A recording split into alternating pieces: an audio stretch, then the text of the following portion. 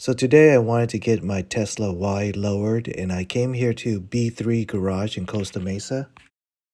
And I'm lowering it not just to have the car lower, but the suspension is a little bit soft. People complain about a little bit of motion sickness. So I'm hoping some new springs will tighten up the suspension and give it a nice lower look. And I'm going to take off these wheel covers while I'm at it. It has nice wheels underneath. I went with the Eibach springs for a more modest drop. Baha at B3 Garage was really cool. He sent me this picture when my car was ready to be picked up.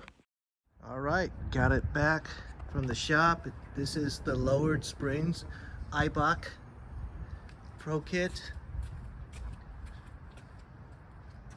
It is a modest drop, but I think it looks pretty good.